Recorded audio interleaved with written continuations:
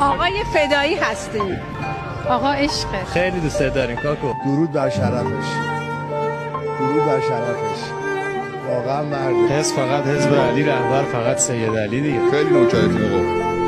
چون همیشه زنده باشن، سایه‌شون بر سرمون باشه انشالله. دلمون بهشون گرمه دیگه. اول تا آخر عمرم نوکرش. انشالله که پایدار باشن. انشالله بشه به ظهور آقا برسه. ما هستیم آقا جان، غصه نخورین، ما هستیم، با بچه‌هامون هست. رهبر جان دوستت داریم، با بچه‌هامون فداییم. آقا که خیلی خاصن، یعنی واقعا دوستشون داریم. از ته قلبم دوستتون دارم، اینم قلب من. انشالله همیشه زنده باشن، سایه‌شون بالای سر ملت ایران باشه. افتخار میکنیم به آقامون. دورش بگردم الهی، ما هممون فدایی آقامونیم، دورشون بگردم. آنچه خوبان همه دارن، حضرت آقا یکتا داره. آقا اختتارتو دوست دارم خیلی. خدا ایشالله که تا ظهور امام زمان نگرش داره.